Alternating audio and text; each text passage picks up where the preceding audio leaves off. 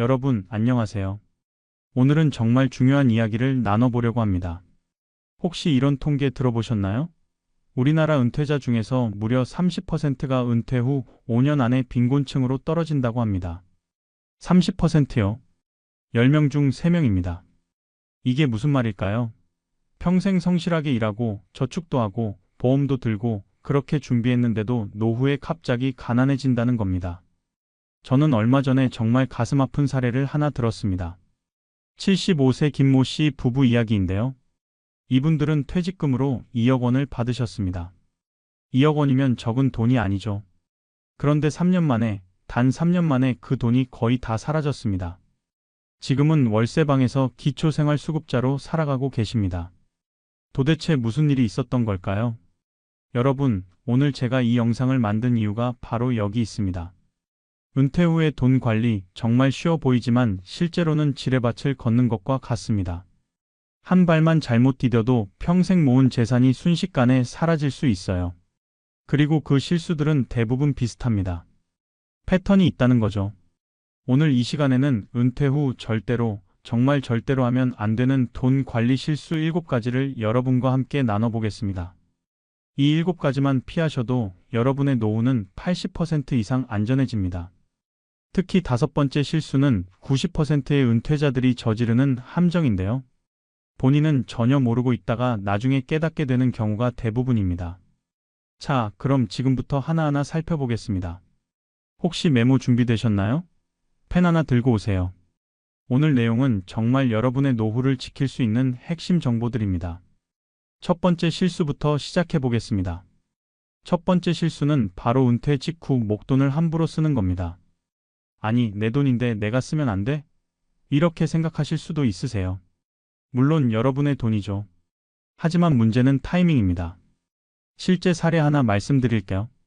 63세 박모 씨는 35년간 회사를 다니다가 은퇴하셨습니다.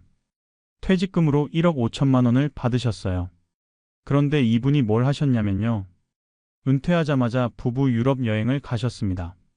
평생 가고 싶었던 여행이었대요. 거기서 1,500만 원을 쓰셨습니다. 돌아와서는 20년 된 낡은 차가 불편하다고 새 차로 바꾸셨어요. 4천만 원짜리로요. 그리고 집도 좀 고쳐야겠다 싶어서 리모델링을 하셨습니다. 3천만 원이 들어갔습니다. 여기까지만 해도 벌써 8,500만 원이 나갔어요. 1억 5천만 원 중에서 6개월 만에 8,500만 원이 사라진 겁니다. 절반 이상이죠. 그런데 더 큰 문제는 이제부터였습니다. 남은 돈 7천만 원으로는 20년 이상을 살아야 하는데 계산해 보니까 한 달에 30만 원도 안 되는 거예요. 국민연금 합쳐도 턱없이 부족했습니다. 왜 이런 일이 벌어질까요? 심리학자들은 이걸 보상 심리라고 부릅니다. 평생 일하면서 참아왔던 욕구들이 은퇴하는 순간 폭발하는 거죠.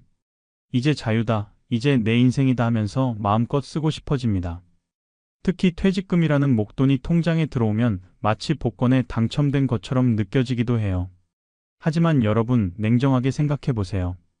은퇴 후 평균 생존 기간이 얼마나 될까요? 65세에 은퇴한다고 치면 평균적으로 20년에서 30년을 더 살아야 합니다. 여자분들은 더 길죠. 30년이면 무려 360개월입니다. 퇴직금 2억 원을 360으로 나누면 한 달에 얼마나 될까요? 약 55만 원입니다. 국민연금이 있다고 해도 넉넉하지 않습니다.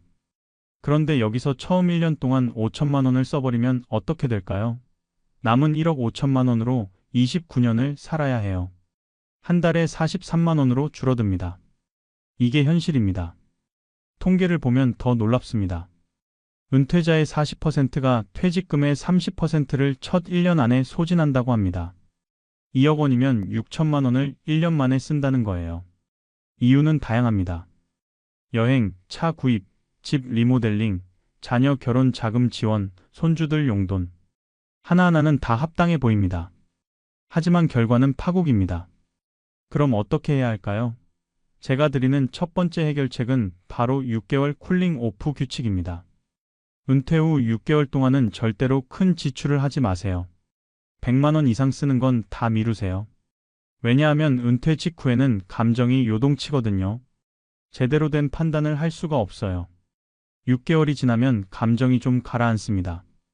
그때 차분하게 앉아서 노후 자금 계획을 세우세요. 얼마가 있고 매달 얼마씩 쓸 수 있고 큰 지출은 언제 할 수 있는지 계산해 보는 겁니다. 그리고 나서 우선순위를 정하세요. 여행이 정말 필요하면 가되 얼마까지 쓸 건지 한도를 정하고 가는 거예요.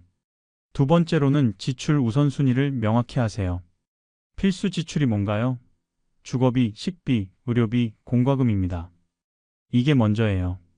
그 다음이 여가비, 교재비, 경조사비입니다. 차 바꾸는 건 맨 나중입니다. 10년은 타도 돼요, 솔직히. 여러분, 은퇴는 끝이 아니라 새로운 시작입니다. 하지만 첫 단추를 잘못 끼우면 그 다음은 다 틀어집니다. 첫 1년이 정말 중요해요. 이 시기만 잘 버티셔도 여러분의 노후는 훨씬 안정적이 됩니다. 자, 첫 번째 실수는 여기까지입니다. 하지만 더 무서운 게 남아 있어요. 두 번째 실수는 사실 첫 번째보다 더 파괴적입니다. 왜냐하면 돈을 잃는 속도가 훨씬 빠르거든요. 두 번째 실수, 바로 고수익 투자 유혹에 넘어가는 겁니다. 여러분, 혹시 이런 말 들어보신 적 있으세요? 원금 보장, 매달 5% 수익, 안전한 투자처 이런 말 들으면 어떠세요? 솔깃하시죠? 실제 사례 하나 더 말씀드리겠습니다. 67세 최모 씨는 교회 친구의 소개로 투자 모임에 참여했습니다. 그 모임에서는 매달 5%, 1년이면 60%의 수익을 보장한다고 했어요. 게다가 이미 투자한 사람들이 실제로 수익금을 받는 걸 직접 눈으로 봤습니다. 증거도 있고 믿을 만한 지인의 소개도 있고 그래서 최 씨는 퇴직금 중에서 3천만 원을 투자했습니다. 처음 두 달은 정말 신기하게도 약속대로 5%씩 들어왔어요. 첫 달에 150만 원, 둘째 달에도 150만 원. 최 씨는 이거다 싶었습니다. 그래서 추가로 2천만 원을 더 넣었어요. 이제 총 5천만 원이 들어간 겁니다. 그런데 석 달째부터 이상한 조짐이 보이기 시작했습니다. 수익금 입금이 늦어졌어요. 대표한테 전화하니까 일시적인 현금 흐름 문제라고 하더랍니다. 조금만 기다리면 더 큰 수익과 함께 돌려준다고요. 최 씨는 믿었습니다. 그런데 그 다음 달 연락이 끊겼습니다. 대표는 잠적했고 사무실은 텅 비어 있었습니다. 5천만 원이 그냥 증발해버린 거예요. 이게 전형적인 폰지 사기, 다단계 투자 사기의 패턴입니다. 여러분, 이런 사기의 공통점이 뭔지 아세요? 첫째, 비현실적으로 높은 수익률을 약속합니다. 은행 정기예금이 연 3% 정도 줄 때 월 5%면 연 60%예요. 이게 말이 됩니까? 은행도 못 주는 수익을 개인이 준다? 이건 100% 사기입니다. 둘째, 원금 보장을 강조합니다. 절대 안전합니다. 원금은 언제든 돌려드립니다. 이런 말 하면서 계약서에는 면책 조항이 잔뜩 숨어 있어요. 셋째, 지인을 통해 접근합니다. 교회 친구, 동창, 친척, 이웃. 믿을 만한 사람이 소개하니까 경계심이 풀리는 거죠. 하지만 그 지인도 피해자일 가능성이 큽니다. 본인도 당하고 있으면서 다른 사람을 끌어들이는 거예요. 넷째, 초반에 약간의 수익을 줍니다. 이게 가장 교묘한 부분이에요. 처음 한두 달은 정말로 약속한 돈이 들어와요. 그러면 사람들이 확신을 갖고 더 큰 돈을 넣습니다. 그게 노리는 거예요. 통계를 보면 정말 충격적입니다. 60세 이상 고령층의 금융 사기 피해액이 최근 5년간 2배 이상 증가했습니다. 특히 은퇴 직후 1년 안에 피해를 보는 경우가 가장 많다고 해요. 왜일까요? 목돈이 있고 투자 경험은 부족하고 노후가 불안하니까 조금이라도 더 벌어보려는 심리가 작용하는 겁니다. 가상화폐 투자도 마찬가지입니다. 비트코인이 10배 올랐다더라. 나도 한번 해볼까? 하시는 분들 많으세요. 그런데 가상화폐는 변동성이 어마어마합니다. 하루에 20%씩 오르락내리락 해요. 60대, 70대 분들이 이런 변동성을 감당할 수 있을까요? 심장에 무리가 갑니다. 진짜로. 리딩방 사기도 조심하셔야 해요. 텔레그램이나 카카오톡 단체방에서 제가 알려드리는 대로만 하시면 100% 수익이라고 하는 것들 있잖아요. 이것도 사기예요. 진짜로 그렇게 돈을 잘 벌 수 있으면 왜 남을 가르쳐줘요? 본인이 조용히 벌면 되죠. 그럼 어떻게 해야 할까요? 해결책을 말씀드리겠습니다. 첫째, 절대적인 룰 하나를 기억하세요. 연 5% 이상의 수익률을 약속하는 건 무조건 의심하세요. 은행 정기예금이 3% 줄 때 10%, 20%를 준다? 이건 사기입니다. 예외가 없어요. 둘째, 투자하기 전에 반드시 금융감독원에 확인하세요. 금융감독원 홈페이지 가면 불법 금융업체 명단이 있어요. 전화로도 확인 가능합니다. 1330 금융감독원 콜센터로 전화하셔서 이 회사가 정식 등록된 금융회사인지 확인해 주세요 하시면 바로 알려줍니다. 셋째, 절대로 지인 소개라고 해서 무조건 믿지 마세요. 아무리 친한 친구라도, 아무리 오래된 지인이라도 돈 문제는 별개예요. 미안한데 나는 신중하게 알아보고 결정할게 이렇게 말씀하시면 됩니다. 넷째, 투자는 여윳돈으로만 하세요. 노후 생활비는 절대로 건드리면 안 돼요. 만약에 여윳돈이 있다면 그것도 분산 투자하세요. 한 곳에 몰빵하지 마시고요. 다섯째, 잘 모르는 건 하지 마세요. 가상화폐가 뭔지, 파생상품이 뭔지, 해외 선물이 뭔지 모르면 절대 손대지 마세요. 이해할 수 없는 상품에 투자하는 건 도박입니다. 여러분, 제가 강조하고 또 강조하는 게 있어요. 은퇴 후에는 돈을 지키는 게 우선이지 불리는 게 우선이 아니에요. 젊을 때는 조금 손해봐도 다시 벌면 되지만 60대, 70대의 목돈 날리면 회복할 방법이 없어요. 그냥 끝입니다. 안전하게 예금, 적금, 국채 같은 곳에 넣어두고 3% 받는 게 답답해 보일 수도 있어요. 하지만 그게 정답입니다. 30년 후에 돌아보면 그때 욕심 안 부린 게 최고의 선택이었다는 걸 알게 될 거예요. 자, 두 번째 실수까지 말씀드렸습니다. 그런데 지금부터는 더 미묘하고 더 가슴 아픈 실수들이 나옵니다. 세 번째 실수는 바로 가족과 관련된 건데요. 이게 정말 많은 분들이 힘들어하는 부분이에요. 세 번째 실수, 자녀 사업 지원이나 보증을 서는 겁니다. 이거 정말 조심하셔야 해요. 사례 하나 말씀드릴게요. 69세 이모 씨는 아들이 사업을 하겠다고 하자 5천만 원을 지원해 주셨습니다. 아들이 처음 하는 사업이었지만 사업 계획서도 그럴듯하고 아들이 자신감 있게 이야기하니까 믿음이 갔대요. 어머니, 이 사업만 성공하면 나중에 2배로 갚아드릴까요? 노후 걱정 없게 해드릴게요. 이런 말에 이 씨는 평생 모은 돈 중에서 5천만 원을 내놨습니다. 그런데 1년 후 사업은 실패했어요. 5천만 원은 다 날아갔고 거기다 아들이 은행에서 받은 대출 2억 원에 대해서 이 씨가 연대 보증을 섰거든요.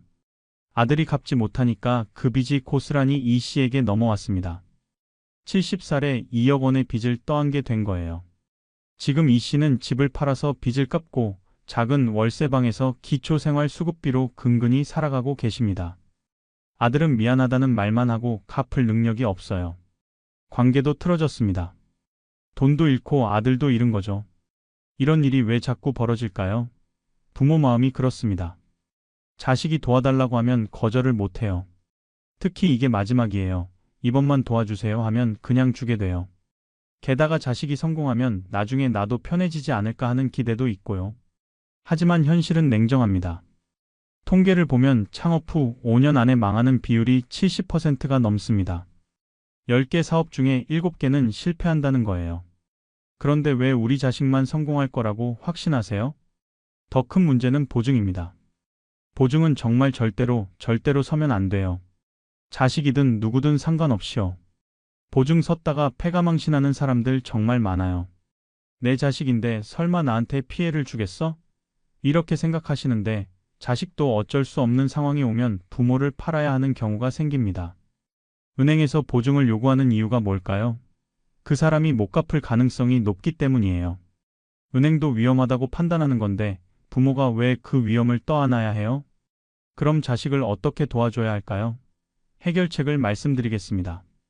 첫째, 줄 수 있는 만큼만 주되 돌려받을 생각은 하지 마세요. 이게 가장 중요해요. 500만 원까지는 줘도 내 노후에 지장 없어 하시면 그 금액만 주세요. 그리고 이건 주는 거야. 갚으라고 하지 않을게 이렇게 명확히 하세요. 그래야 나중에 서로 마음 편해요. 둘째, 사업 자금은 절대로 전액 지원하지 마세요. 자식이 3천만 원이 필요해요 하면 그럼 너는 얼마 준비했니? 물어보세요. 본인 돈이 하나도 없으면 안 돼요. 적어도 절반은 자기가 마련해야 해요. 그래야 책임감도 생기고 진지하게 임합니다. 셋째, 보증은 무조건 거절하세요. 미안하지만 보증은 못 써준다. 이건 우리 노후 때문이야. 이렇게 단호하게 말씀하세요. 자식이 삐지면 어쩌나 걱정하시는데요. 진짜 효자라면 부모 노후를 위험에 빠뜨리는 요구를 안 합니다. 넷째, 사랑과 재정은 분리하세요. 자식을 사랑하는 것과 돈을 주는 건 별개예요. 돈을 안 준다고 해서 사랑이 없는 게 아니에요. 오히려 제대로 된 사랑은 자식이 스스로 책임지도록 하는 거예요.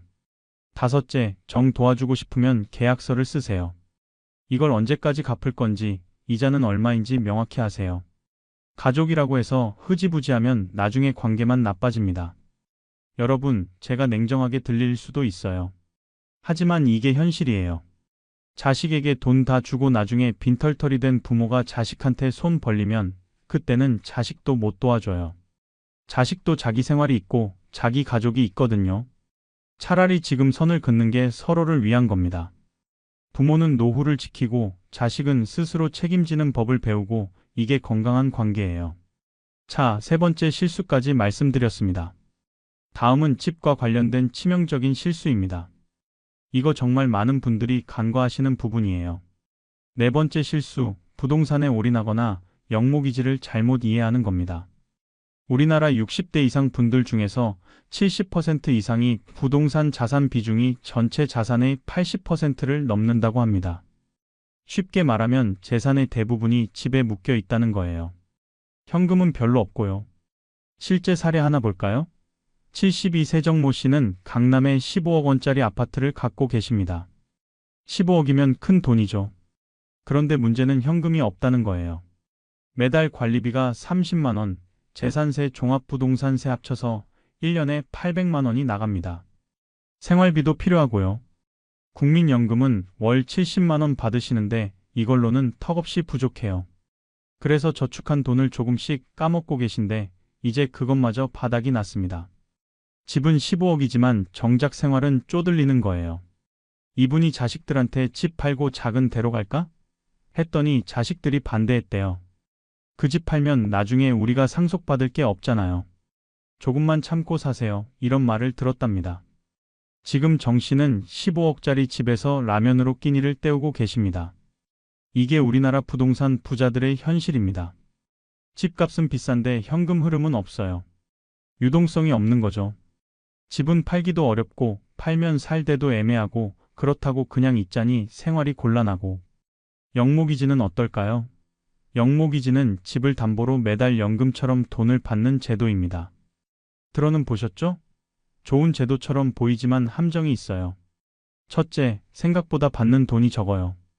예를 들어 6억 원짜리 집을 가지고 영목이지를 받으면 월 100만 원 정도 받습니다. 6억짜리 집인데 월 100만 원밖에 안 돼? 이렇게 생각하실 수 있어요. 왜냐하면 이자가 계속 붙고 집값 변동 리스크도 있고 수명을 길게 잡기 때문에 그래요. 둘째, 중도에 해지하기가 어려워요. 만약에 이거 잘못 선택한 것 같아. 취소하고 싶어 하시면 그동안 받은 돈의 이자까지 다 갚아야 해요. 목돈이 필요한데 구하기가 쉽지 않죠. 셋째, 집값이 떨어지면 손해예요. 영목이지 받을 때 집값 6억으로 산정했는데 나중에 4억으로 떨어지면 받는 돈도 줄어들 수 있어요. 넷째, 자녀에게 상속이 안 돼요. 영목이지 받으면 그 집은 나중에 금융기관에 넘어갑니다. 자식한테 물려줄 게 없어지는 거예요. 그렇다고 영목이지가 무조건 나쁜 건 아니에요. 적절히 활용하면 좋은 제도입니다. 다만 제대로 이해하고 선택해야 한다는 거죠. 그럼 어떻게 해야 할까요? 해결책을 말씀드리겠습니다. 첫째, 자산을 다각화하세요. 집 한 채에 모든 걸 몰아놓지 마시고 현금성 자산도 확보하세요. 예를 들어 10억 원 자산이 있으면 집 6억, 현금 예금 3억, 연금 보험 1억 이런 식으로 분산하는 거예요. 둘째, 집이 너무 크면 다운사이징을 고려하세요. 자식들 다 독립했는데 40평 집에 둘이 사는 건 비효율적이에요. 20평대 아파트로 옮기고 차액을 현금으로 확보하세요. 관리비도 줄고 생활도 편해집니다. 셋째, 영목이지 가입 전에 꼭 전문가 상담을 받으세요. 한국주택금융공사에 가면 무료로 상담해줘요. 본인 상황에 영목이지가 맞는지, 다른 대안은 없는지 꼼꼼히 따져보세요. 넷째, 영목이지 체크리스트를 확인하세요. 내가 받을 금액이 정확히 얼마인지, 이자율은 몇 %인지, 중도 해지 조건은 뭔지, 배우자 사망 후에는 어떻게 되는지 이런 걸 다 확인하세요. 다섯째, 가족과 충분히 상의하세요. 자식들이 상속 기대하고 있으면 미리 말해주는 게 좋아요. 너희들한테 집 물려줄 생각 없다. 우리 노후에 다 쓸 거다 이렇게 명확히 하세요. 나중에 오해 없게요. 여러분, 집은 살기 위한 곳이지 묻어두는 재산이 아니에요.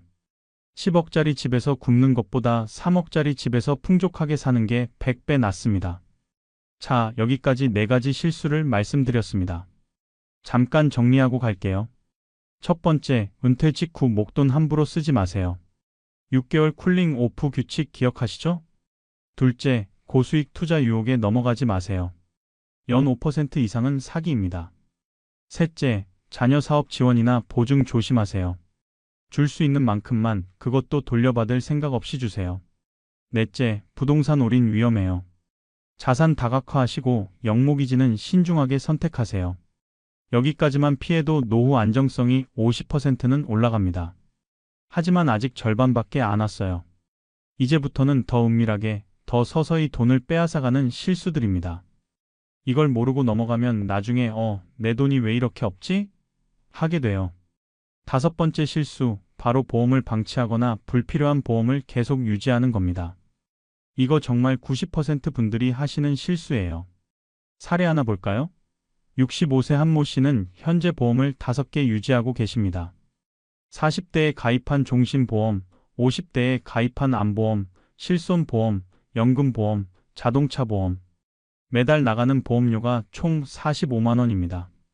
그런데 한 씨는 이 보험들이 지금 자기한테 필요한 보장을 해주는지 전혀 모르고 계세요. 그냥 20년 넘게 내왔으니까 계속 내는 거예요. 중간에 끊으면 손해 아니야? 이런 생각으로요. 보험 설계사가 한번 찾아와서 확인해 보니까 충격적인 사실이 드러났습니다. 종신보험은 보장 금액이 1,000만 원밖에 안 됐어요. 20년 전 기준으로는 괜찮았지만 지금은 너무 적죠. 암보험은 구형이라서 최신 암들은 보장이 안 되고요. 연금보험은 받을 금액을 계산해 보니까 지금까지 낸 돈보다 적게 받는 거예요. 한 씨는 1년에 540만 원을 보험료로 내면서 정작 제대로 된 보장은 하나도 못 받고 있었던 겁니다. 10년이면 5,400만 원이에요. 이 돈이면 좋은 실손보험 하나 새로 가입하고도 남아요. 왜 이런 일이 벌어질까요? 대부분의 분들이 보험을 한번 가입하면 그냥 내버려둬요. 점검을 안 해요. 보험 증권 보는 것도 복잡하고 무슨 말인지도 잘 모르겠고 그래서 그냥 계속 돈만 내는 거죠.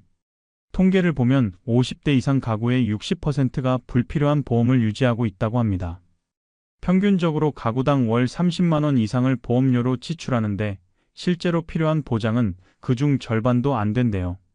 특히 중복 보장이 많아요. 암보험을 3개씩 가입하신 분도 있어요. 그런데 암 진단받으면 3개에서 다 나올까요? 아니에요. 조건이 다 다르고 어떤 건 안 나와요. 차라리 하나를 제대로 가입하는 게 나아요. 또 자동차 보험도 문제예요. 은퇴 후에 운전을 거의 안 하시는데도 고가의 종합보험을 유지하세요. 1년에 100만 원 넘게 내시는 분들도 있어요. 운전 안 하면 책임보험만 들거나 아예 차를 처분하는 게 나아요. 그럼 어떻게 해야 할까요? 해결책을 말씀드리겠습니다. 첫째, 보험 포트폴리오 정비를 하세요. 지금 가입한 보험들을 다 꺼내놓고 하나하나 확인해 보는 거예요. 이 보험은 뭘 보장하지? 보험료는 얼마지? 언제까지 내야 하지? 이런 걸 다 체크하세요. 둘째, 불필요한 보험은 과감하게 해지하세요. 그동안 낸 돈 아까워서 이러시는데요.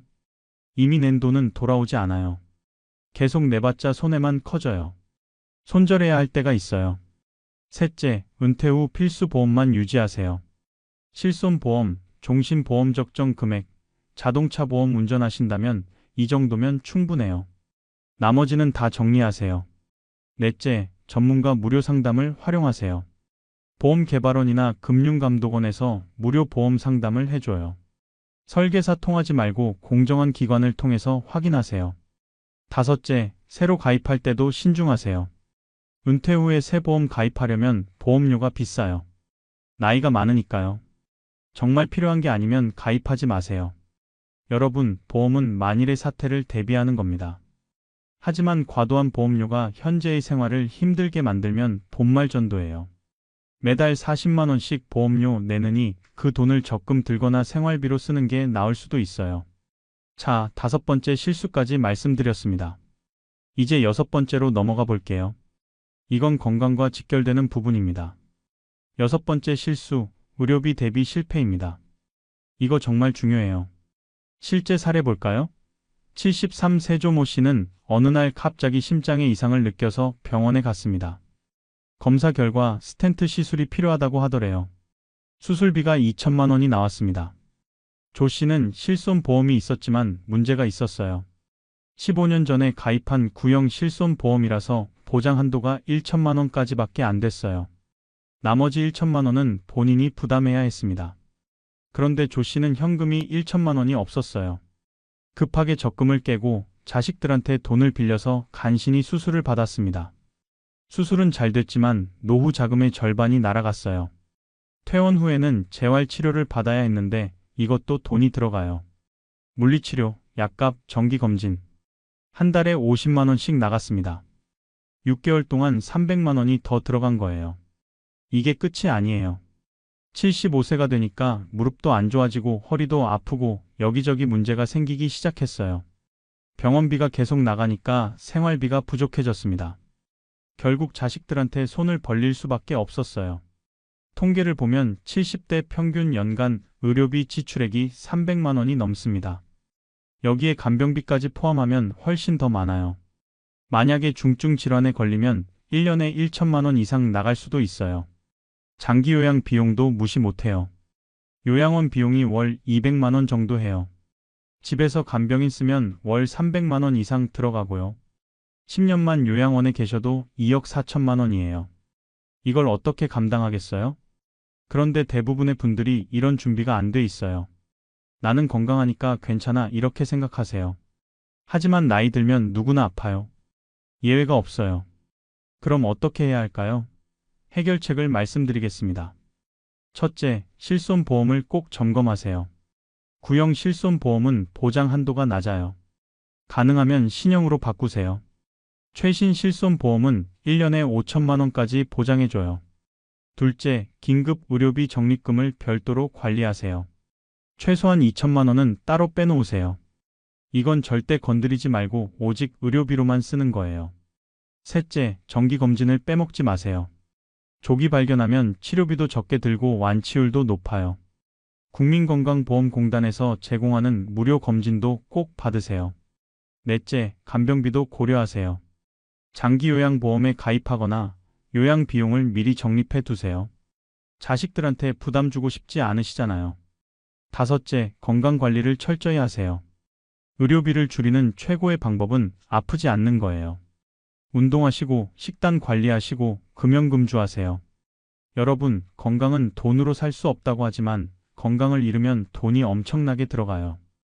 의료비 때문에 노후 파산하는 경우가 정말 많아요. 미리미리 대비하세요. 자, 6번째까지 말씀드렸습니다. 이제 마지막 7번째 실수입니다. 이건 모든 실수의 근본 원인이라고 할 수 있어요. 7번째 실수, 계획 없는 소비와 예산 미수립입니다. 사례 하나 볼까요? 68세 윤모 씨는 은퇴 당시 1억 2천만 원의 자산을 갖고 계셨습니다. 국민연금은 월 80만 원 받으시고요. 계산해보면 충분히 편하게 사실 수 있는 금액이었어요. 그런데 5년 후 윤 씨의 통장 잔고는 3천만 원밖에 남지 않았습니다. 5년 만에 9천만 원이 사라진 거예요. 도대체 어디에 쓴 걸까요? 윤 씨한테 물어봤더니 본인도 잘 모르겠대요. 그냥 쓰다 보니 없어졌어요. 큰 지출을 한 것도 아닌데 말이죠. 가계부를 쓰지 않으니까 돈이 어디로 새는지 파악이 안 됐던 거예요. 자세히 뜯어보니까 이런 항목들이 나왔습니다. 손주들 용돈 월 30만 원, 경조사비 월 20만 원, 친구들 모임비 월 40만 원, 여행 경비 1년에 500만 원, 자녀 생일 선물 1년에 300만 원, 기타 잡비 월 50만 원. 이걸 다 합치면 한 달에 140만 원, 1년에 1,680만 원이 나가요. 국민연금 80만 원 빼고 월 60만 원씩 저축을 깨먹은 거죠. 5년이면 3,600만 원인데 여기에 병원비, 집 수리비, 가전제품 교체 같은 큰 지출까지 합치니까 9천만 원이 나간 겁니다. 윤 씨는 자기가 이렇게 많이 쓰는 줄 몰랐대요. 그냥 조금씩 썼는데, 하지만 조금씩이 모이면 엄청난 금액이 돼요. 통계를 보면 은퇴 후 가계부를 쓰는 가구는 30%도 안 됩니다. 70%는 그냥 감으로 써요. 대충 이 정도면 되겠지 하면서요. 그런데 예산 관리를 하는 가구와 안 하는 가구의 노후 자금 수명 차이가 평균 7년이나 됩니다. 같은 돈을 갖고 시작해도 계획적으로 쓰는 사람은 7년을 더 버텨요. 이게 얼마나 큰 차이예요? 왜 계획 없이 쓰게 될까요? 첫째, 은퇴 후 소비 패턴이 바뀌는데 이걸 인지하지 못해요. 직장 다닐 때는 월급이 정기적으로 들어왔지만 은퇴 후에는 들어오는 돈이 없거나 적어요. 그런데 습관은 그대로니까 쓰는 건 줄지 않아요. 둘째, 심리적으로 이제 놀고 싶다, 즐기고 싶다는 욕구가 생겨요. 평생 참았으니까 이제 좀 써도 되지 않나 싶은 거죠. 하지만 그게 지속 가능하지 않아요. 셋째, 주변에서 돈 쓸 일이 계속 생겨요. 친구들 만나면 식사비, 여행비, 손주들 보면 용돈, 자식들 명절 때 용돈, 경조사. 거절하기가 쉽지 않아요. 그럼 어떻게 해야 할까요? 해결책을 말씀드리겠습니다. 첫째, 간단한 월별 예산표를 작성하세요. 복잡하게 할 필요 없어요. 종이 한 장에 이렇게 쓰세요. 수입 국민연금 80만 원, 기타 수입 20만 원, 합계 100만 원. 지출 고정비 주거비 40만 원, 공과금 10만 원, 통신비 5만 원, 보험료 10만 원, 변동비 식비 30만 원, 교통비 5만 원, 의료비 10만 원, 경조사비 10만 원, 기타 10만 원. 합계 120만 원. 지출이 수입보다 많네요? 그럼 어디를 줄여야 할까요? 이렇게 눈에 보이면 조정이 가능해져요. 둘째, 고정비와 변동비를 구분하세요. 고정비는 매달 꼭 나가는 거예요. 이건 줄이기 어려워요. 변동비는 조절 가능한 거예요. 여기서 허리띠를 조여야 해요. 셋째, 비상금을 확보하세요. 예상치 못한 지출이 꼭 생겨요. 가전제품 고장, 병원비, 경조사. 이런 걸 대비해서 월 수입의 6개월치는 비상금으로 빼놓으세요. 넷째, 자동이체를 활용하세요. 매달 적금이나 예금에 자동이체로 돈을 빼놓으세요. 남는 돈을 저축하는 게 아니라 저축하고 남는 돈을 쓰는 거예요. 다섯째, 소비 습관을 점검하세요. 정말 필요한 지출인가요? 손주 용돈 매달 30만 원씩 줘야 해요? 10만 원으로 줄이면 안 될까요? 친구들 만날 때 꼭 비싼 식당 가야 해요? 집에서 만나도 되잖아요. 여섯째, 한 달에 한 번씩 돈 회의를 하세요. 부부가 앉아서 이번 달 얼마 썼지? 예산 안에서 썼나? 다음 달 큰 지출 있나? 이런 걸 점검하는 거예요. 일곱째, 가계부 앱을 활용하세요. 요즘은 스마트폰으로 쉽게 가계부 쓸 수 있어요. 카드 내역도 자동으로 연동돼요. 번거롭지 않아요. 여러분, 계획 없는 소비는 노후를 좀먹는 흰개미예요. 눈에 안 보이지만 서서히 갉아먹어요. 그러다가 어느 날 무너져요. 가계부 하나만 제대로 써도 노후 자금 수명이 몇 년은 늘어납니다. 자, 이제 7가지 실수를 다 말씀드렸습니다. 정리해 볼까요? 첫째, 은퇴 직후 목돈 함부로 쓰지 마세요. 6개월 쿨링 오프 규칙. 둘째, 고수익 투자 유혹에 넘어가지 마세요. 연 5% 이상은 의심. 셋째, 자녀 사업 지원, 보증 절대 금물. 줄 수 있는 만큼만. 넷째, 부동산 올인 위험. 자산 다각화, 영목이지 신중하게. 다섯째, 불필요한 보험 정리하세요. 보험 포트폴리오 점검. 여섯째, 의료비 대비 철저히. 긴급 의료비 적립금 별도 관리. 일곱째, 계획 없는 소비 금물. 가계부 쓰고 예산 세우세요. 이 7가지만 피하셔도 여러분의 노후 파산 확률이 80% 줄어듭니다. 정말이에요. 제가 수많은 사례를 봤는데 이 7가지 중에 한두 개만 저질러도 노후가 불안해져요. 3, 4개 저지르면 빈곤층으로 떨어지고요. 오늘부터 실천하실 수 있는 3가지 액션 플랜을 드리겠습니다. 첫째, 오늘 저녁에 앉아서 본인의 자산 현황을 정리해 보세요. 지금 얼마가 있는지, 매달 얼마씩 들어오는지, 얼마씩 나가는지 정확히 파악하세요. 이게 첫걸음이에요. 둘째, 이번 주 안에 보험 증권을 다 꺼내보세요. 불필요한 보험 있으면 다음 주에 해지하세요. 그 돈으로 적금 들거나 긴급 의료비 통장 만드세요. 셋째, 다음 달부터 간단한 가계부를 시작하세요.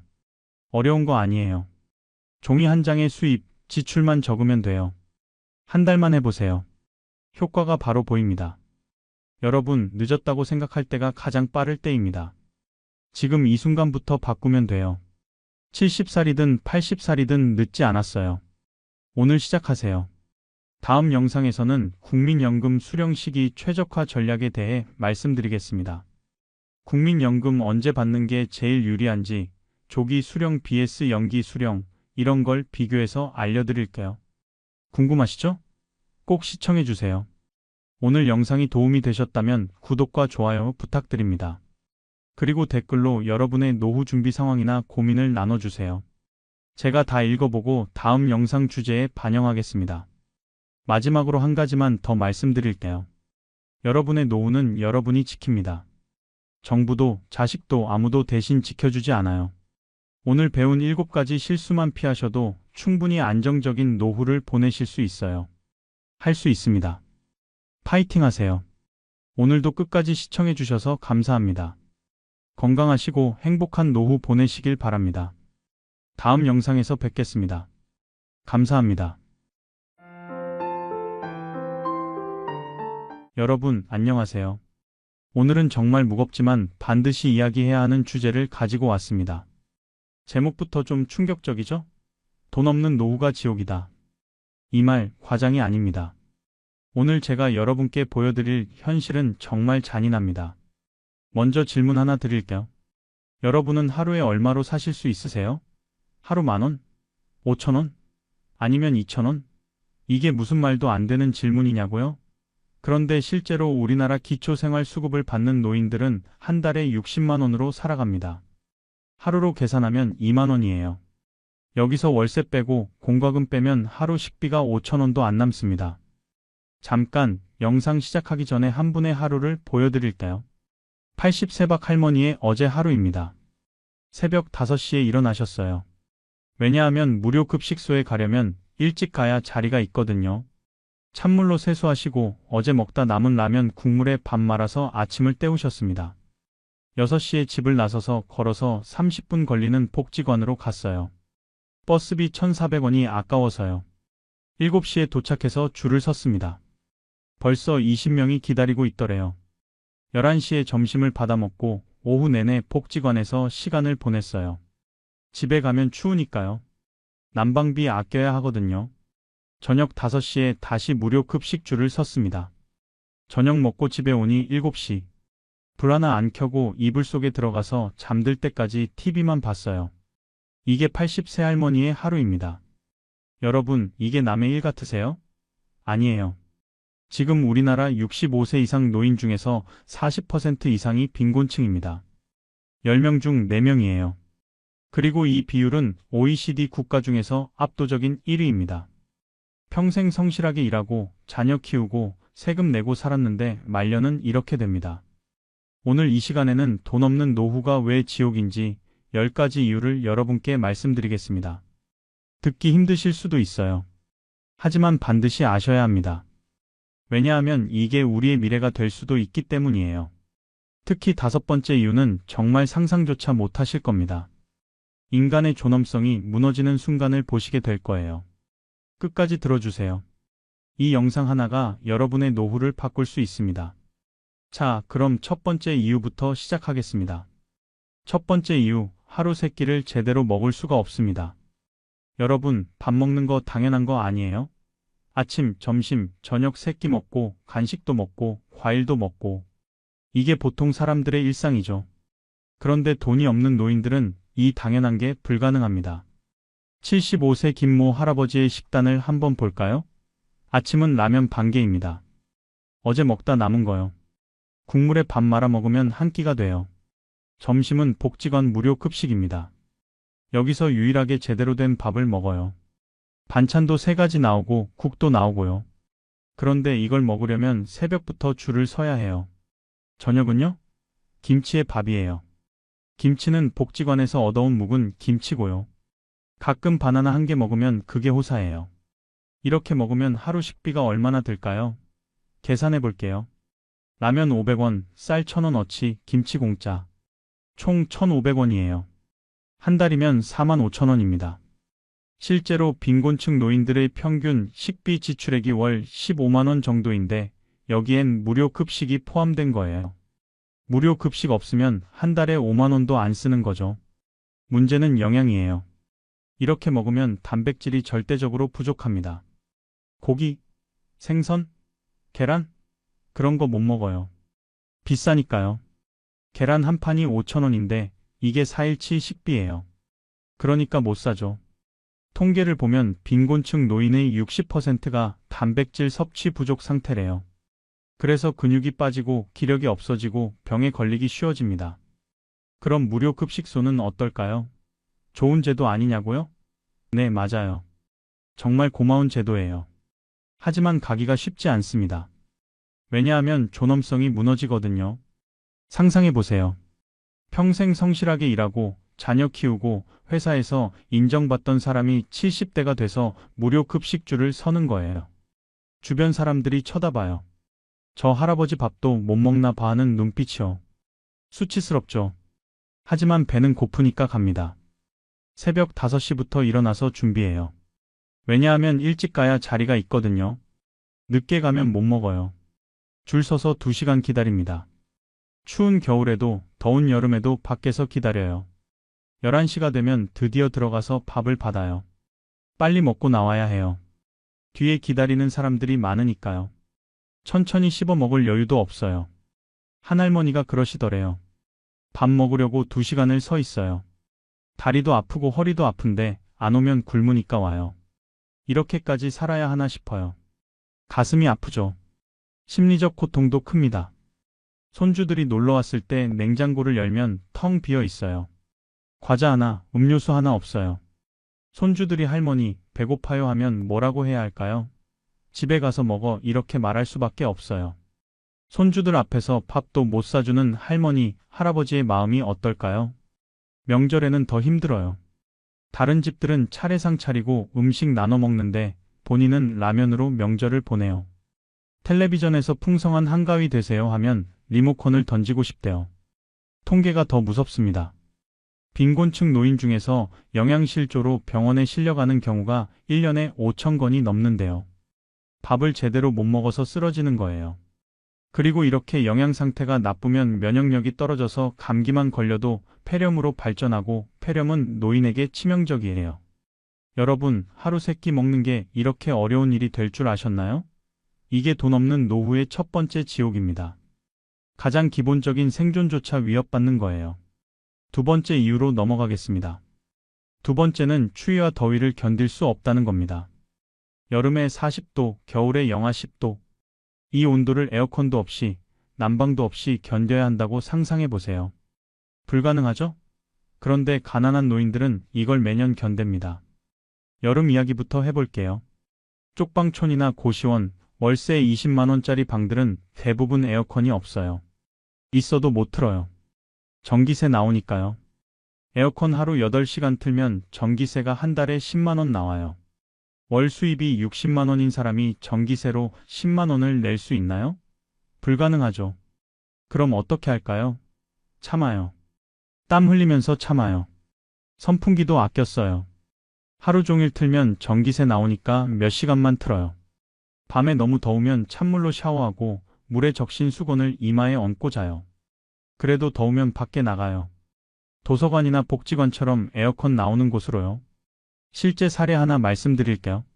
작년 여름 서울 관악구의 한쪽 방에서 78세 할머니가 돌아가신 채로 발견됐어요. 사인은 온열 질환이었습니다. 그날 서울 기온이 38도였는데 방 안은 40도가 넘었을 거예요. 에어컨도 없고 선풍기도 없었대요. 전기세가 밀려서 전기가 끊긴 상태였거든요. 할머니는 그 더위 속에서 혼자 돌아가셨어요. 발견된 게 사흘 후였고요. 이게 한두 건이 아니에요. 매년 여름이 되면 이런 일이 수십 건씩 발생합니다. 뉴스에 나오는 것만 그거고 나오지 않는 건 훨씬 많을 거예요. 겨울은 더 무섭습니다. 난방비가 여름 냉방비보다 더 많이 나오거든요. 도시가스 난방이면 한 달에 15만 원, 기름 보일러면 20만 원 나와요. 이걸 감당할 수 있는 빈곤 노인이 몇 명이나 될까요? 그래서 어떻게 할까요? 보일러를 안 켜요. 겨울 내내요. 이불을 몇 겹 덮고 옷을 겹겹이 입고 그렇게 버텨요. 방 온도가 영상 5도 밑으로 떨어져도 참아요. 손이 시려서 밥 먹기도 힘든데 참아요. 화장실 가는 것도 무서워해요. 화장실은 더 추우니까요. 밤에 소변이 마려워도 참다가 이불에 실수하는 경우도 있어요. 그럼 더 비참해지죠. 실제로 작년 겨울에 인천의 한 반지하 방에서 82세 할아버지가 저체온증으로 돌아가셨어요. 발견됐을 때 방 온도가 영하 3도였대요. 보일러는 고장난 지 오래였고 할아버지는 전기장판 하나에 의지해서 지내셨는데 전기세가 밀려서 전기가 끊긴 거예요. 그 추위 속에서 얼어 돌아가신 겁니다. 통계를 보면 더 가슴 아파요. 1년의 온도 관련해서 돌아가시는 노인이 2,000명이 넘는데요. 여름 온열 질환으로 1,000명, 겨울 저체온증이나 동상으로 1,000명. 이 중 대부분이 빈곤층 노인입니다. 여러분, 더워도 참고 추워도 참는 게 어떤 기분일까요? 매일매일이 생존 싸움이에요. 오늘도 무사히 넘겼다 이게 매일의 목표가 돼요. 인간답게 사는 게 아니라 그냥 살아남는 거예요. 한 할아버지가 인터뷰에서 이렇게 말씀하셨어요. 더워도 참고 추워도 참아요. 언제까지 참아야 하는지는 모르겠어요. 아마 죽을 때까지겠죠. 이 말이 얼마나 슬펐는지 몰라요. 세 번째 이유입니다. 아파도 병원에 갈 수 없다는 거예요. 여러분, 몸이 아프면 어떻게 하세요? 병원 가죠. 당연한 거예요. 감기 걸리면 동네 병원 가고, 배 아프면 내과 가고, 이 아프면 치과 가고. 이게 보통 사람들의 일상입니다. 그런데 가난한 노인들은 이게 불가능해요. 80세 최모 할아버지의 이야기를 들어보세요. 할아버지는 3개월 전부터 기침이 심했어요. 가래에 피가 섞여 나왔고요. 폐렴이나 폐암일 가능성이 높았죠. 병원에 가야 하는 거 아는데 못 가요. 왜냐하면 돈이 없으니까요. 동네 병원만 가도 진료비 5,000원, 약값 10,000원 나와요. 15,000원이면 할아버지한테는 4일치 식비예요. 큰 병원 가서 CT 찍으면 10만 원 나와요. 실손보험? 없어요. 건강보험만 있는데 본인 부담금이 만만찮아요. 그래서 할아버지는 참았어요. 그냥 감기겠지, 좀 쉬면 나아지겠지 하면서요. 약국 가서 싼 감기약 사 먹고 그것도 아까워서 밥만 먹고요. 3개월을 그렇게 버텼어요. 결국 쓰러졌습니다. 복지관에서 밥 먹다가 피를 토하고 쓰러진 거예요. 구급차로 응급실에 실려갔어요. 검사 결과는 폐암 말기였어요. 이미 손 쓸 수 없는 상태였습니다. 의사가 말했어요. 3개월 전에 오셨으면 치료할 수 있었을 텐데요. 할아버지가 뭐라고 하셨을까요? 돈이 없어서 못 왔어요. 이제 어차피 죽을 거면 그냥 집에 가서 죽고 싶어요. 의사도 간호사도 아무 말 못했대요. 이게 특별한 경우가 아니에요. 통계를 보면 경제적 이유로 병원에 가지 못한 노인이 45%예요. 거의 절반이에요. 아파도 참는 거죠. 만성질환은 더 심각합니다. 당뇨병, 고혈압, 관절염 같은 거요. 이런 병은 평생 약을 먹어야 해요. 그런데 약값이 만만찮아요. 당뇨약이 한 달에 20만 원, 고혈압약이 10만 원, 관절염 주사가 30만 원. 이걸 다 하면 한 달에 60만 원이에요. 전체 수입이 60만 원인 사람이 어떻게 약값으로 60만 원을 내요? 그래서 어떻게 할까요? 약을 먹다 말다 해요. 한 달치 약을 받아서 이틀에 한 번씩 먹어요. 그럼 2달을 버티죠. 혈압이 오르면 그때 먹고 괜찮으면 안 먹고. 이렇게 하면 어떻게 될까요? 병이 악화돼요.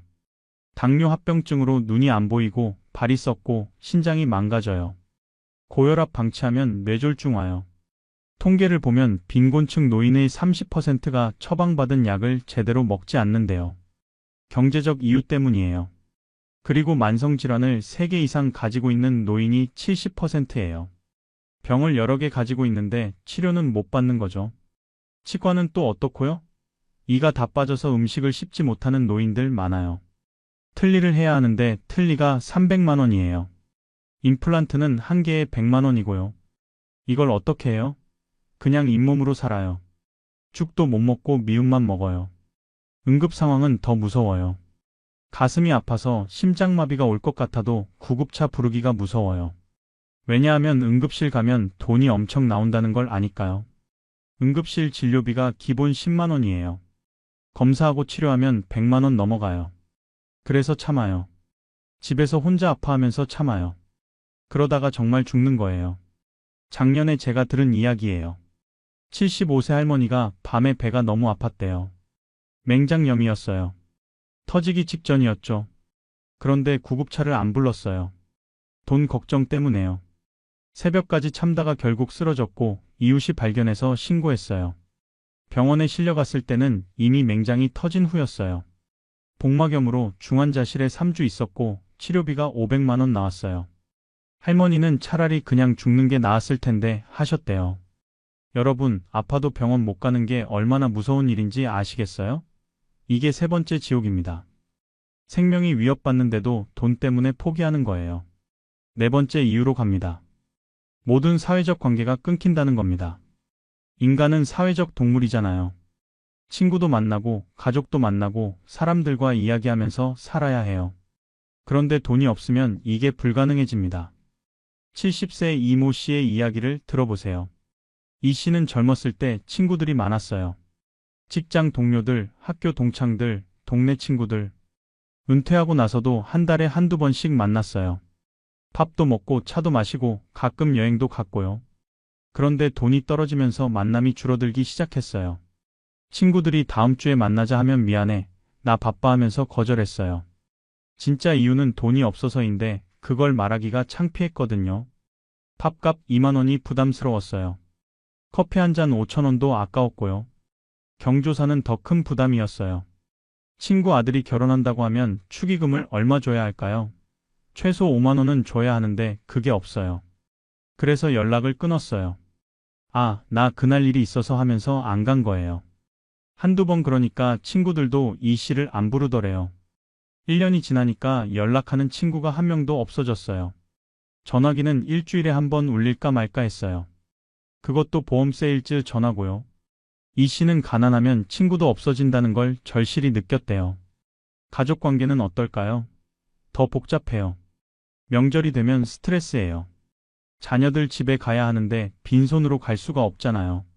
손주들 용돈도 줘야 하고 과일이나 선물도 사가야 하는데 돈이 없어요. 그래서 안 가요. 나 몸이 안 좋아서 하면서 거절해요. 손주들이 할아버지 언제 오세요? 하면 가슴이 찢어져요. 보고 싶은데 못 가요. 용돈 줄 돈이 없으니까요.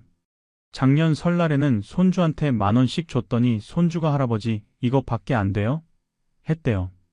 다른 할아버지들은 5만 원씩 준대요. 너무 창피하고 미안해서 그 후로 안 간대요.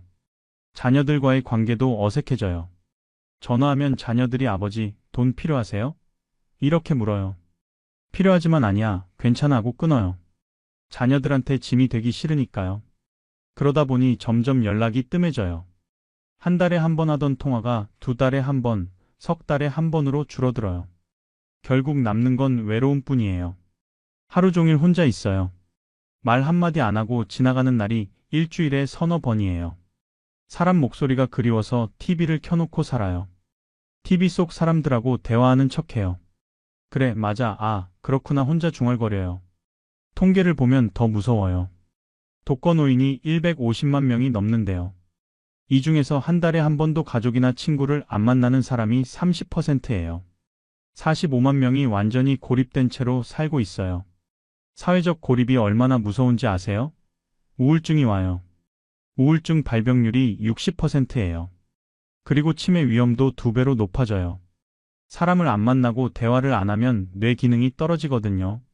고독사도 문제예요. 혼자 죽어서 며칠 후에 발견되는 경우가 1년에 3,000건이 넘어요. 냄새가 나서 발견되거나 집세가 밀려서 집주인이 확인하다가 발견되거나 이렇게 쓸쓸하게 세상을 떠나요. 한 할아버지가 인터뷰에서 이렇게 말씀하셨어요. 나는 투명인간이에요. 거리를 걸어도 아무도 안 봐요. 말을 걸어도 대답 안 해요. 내가 있으나 없으나 세상은 똑같아요. 얼마나 외로우면 이런 말을 할까요? 네 번째 지옥은 바로 이거예요. 사람들로부터 단절되는 거예요. 인간은 혼자 살 수 없는데 가난하면 혼자 살 수밖에 없어요. 자, 이제 5번째 이유입니다. 이게 가장 잔인해요. 존엄성을 잃는다는 겁니다. 여러분, 인간의 존엄성이 뭘까요? 인간답게 사는 거죠. 스스로를 존중하고 남들도 나를 존중해주고. 이게 존엄성이에요. 그런데 가난하면 이게 무너져요. 80세박 할머니의 하루를 볼까요? 할머니는 매일 아침 슈퍼 뒤에 가요. 거기 쓰레기통이 있거든요. 슈퍼에서 유통기한 지난 음식을 버리는 곳이에요. 할머니는 거기서 빵이나 김밥을 줍습니다. 어제 만든 거라 상하진 않았어요. 그냥 유통기한이 하루 지난 거예요. 슈퍼 주인이 봐요. 할머니를 봐요. 눈이 마주쳐요. 할머니는 고개를 숙여요. 너무 창피해서요. 이게 한두 번이 아니에요. 매일이에요. 매일 아침 쓰레기통을 뒤지는 거예요. 평생 성실하게 살았던 사람이 말년에 이렇게 살아요. 폐지 줍는 노인들 보셨죠? 큰 수레에 폐지를 가득 싣고 다니는 할머니, 할아버지들요. 그분들이 하루 종일 일해서 버는 돈이 얼마인지 아세요? 5,000원이에요. 새벽 4시에 일어나서 밤 8시까지 16시간 일해서 5,000원 버는 거예요. 무릎은 아프고 허리는 끊어질 것 같은데 수레를 끌어요. 왜냐하면 그 5,000원이 없으면 못 사니까요. 비 오는 날에도 나가요. 눈 오는 날에도 나가요. 쉬면 돈이 안 들어오니까요. 거리를 지나가는 젊은이들이 쳐다봐요. 어떤 눈빛일까요? 동정? 연민? 아니면 무시? 할머니들은 고개를 숙여요. 눈을 마주치고 싶지 않아서요. 한 할아버지가 그러시더래요. 이렇게까지 살아야 하나 싶어요. 차라리 죽고 싶은데 죽을 용기도 없어요. 이 말이 얼마나 슬펐는지 몰라요. 복지관에서 무료 물품 나눠줄 때도 마찬가지예요. 옷이나 쌀, 라면 같은 거 나눠줘요. 받으려면 줄을 서야 해요. 주민등록증 보여주고 이름 적고 도장 찍고 그러면 줘요. 공개적으로요. 다른 사람들이 다 보는 앞에서요. 창피하죠. 하지만 필요하니까 받아요. 고개 숙이고 감사합니다 하고 받아요. 집에 와서 혼자 울어요. 내가 왜 이렇게 됐을까 하면서요. 자녀에게 구걸하는 것도 존엄성을 무너뜨려요. 아들아, 나 돈 좀 줄 수 있니? 이 한마디 하기가 얼마나 힘든지 아세요? 평생 자녀를 키우고 가르친 부모가 자녀한테 손 벌리는 거예요. 자존심이 무너져요. 어떤 할아버지는 자녀한테 전화할 때마다 미리 대본을 써놓으신대요. 안녕, 잘 지내니? 나는 괜찮아. 그런데, 저기, 혹시, 이렇게 연습하시는 거예요. 그래도 막상 전화하면 돈 필요해 이 말이 안 나온대요. 결국 아니야. 그냥 목소리 듣고 싶어서 하고 끊으신대요. 공중화장실에서 세수하는 노인들도 있어요. 집에 수도새 밀려서 물이 끊긴 거예요. 그래서 공원 화장실 가서 세수하고 양치하고 물 마시는 거예요. 누가 볼까봐 새벽에 가요. 목욕탕 갈 돈도 없어서 물티슈로 몸을 닦아요. 한 달에 한 번도 제대로 씻지 못해요. 냄새가 나요. 본인도 알아요. 그래서 사람들 앞에 나가기 싫어요. 통계를 보면 극빈 노인의 자살률이 일반 노인의 3배예요. 왜 자살할까요? 존엄성을 잃었기 때문이에요. 이렇게 사느니 차라리 죽는 게 낫다 이렇게 생각하는 거예요. 여러분, 이게 5번째 지옥입니다. 인간으로서의 존엄성을 잃는 거예요. 이게 가장 잔인해요. 배고픈 것, 추운 것, 아픈 것보다 더 힘든 게 바로 이거예요. 스스로를 존중할 수 없게 되는 거요. 6번째 이유로 넘어갑니다.